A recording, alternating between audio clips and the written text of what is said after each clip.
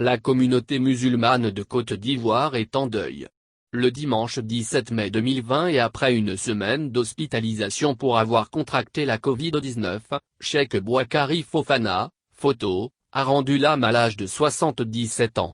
Il part, laissant la communauté musulmane orpheline d'union. En effet, le guide suprême du Conseil supérieur des imams, des mosquées et des affaires islamiques en Côte d'Ivoire, Kozim, rend l'âme alors que la communauté musulmane, embourbée dans la politique politicienne, se trouve sur un terrain miné.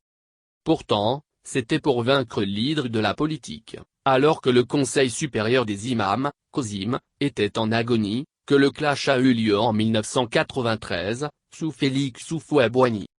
Le Conseil national islamique, CNI, était porté sur les fonds baptismaux pour quitter le navire du Conseil supérieur islamique, CSI. Conduite par El Hadj Diaby Moustapha Di Koweït, cette association était jugée inféodée au pouvoir du peu de Sirda. À la naissance du CNI, les principaux guides religieux dont les imams Boakari Fofana, Cissé Djigiba Abdallah et Sékou Sylla ont porté à sa tête le cheikh al-Islam imam Koné Idriss Koudous. Très vite, la fédération du CNI a supplanté le CSI. Elle est rapidement devenue l'institution suprême non seulement des réformistes mais d'une majorité des musulmans de Côte d'Ivoire.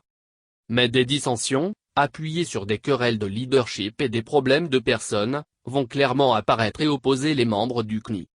C'est ainsi qu'en avril 2006, l'imam Boakari Fofana a été plébiscité pour ressusciter le moribond Kozim à l'effet de mettre le CNI sous les teignoirs, à l'instar du CSI.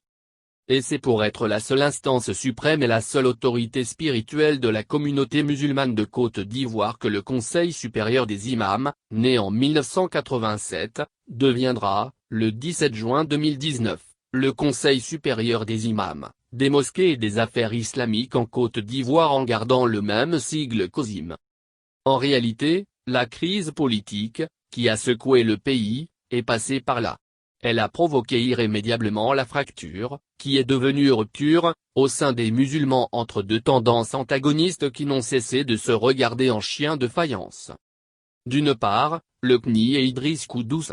Revendiquant la laïcité de l'État, ils ont été taxés de rouler pour le régime Babo et de prier pour son maintien au pouvoir. D'autre part, le Kozim et Cheikh Boakari Fofana. Ils se sont, pour leur part, rangés derrière Alassane Ouattara afin de le soutenir dans ses ambitions d'accéder à la magistrature suprême. De ce fait, toutes les tentatives de conciliation pour éteindre le feu de la division, y compris celle entreprise en avril 2009 par le président Laurent Gbagbo, ont avorté. Le loup de la politique est entré dans la bergerie musulmane pour s'y installer confortablement. Les positions sont demeurées si tranchées que durant la crise post-électorale, chaque structure a choisi son camp à travers 2 nuits du destin. Le lundi 14 février 2011, le CNI a célébré cette nuit avec les autorités du palais présidentiel et le mardi 15 février, c'était au tour du Kozim avec la République du Golfe. Conséquence, depuis la chute de Laurent Gbagbo, Idriss Koudous est contraint de raser les murs, n'ayant plus voix au chapitre alors que le défunt Boakari Fofana, dans les bonnes grâces du pouvoir Ouattara, avait le vent en poupe. C'est pourquoi le chef de l'État pleure sincèrement un frère et un ami, rappelant alors à tous les censeurs du défunt El Hadj Diaby Koweït, alors voué aux gémonies pour accointance politique, ces versets bibliques. Ne jugez pas les autres, afin que Dieu ne vous juge pas. Car Dieu vous jugera de la façon dont vous jugez et il utilisera pour vous la mesure que vous employez pour les autres. Pourquoi regardes-tu le brin de paille qui est dans l'œil de ton frère alors que tu ne remarques pas la poutre qui est dans ton œil?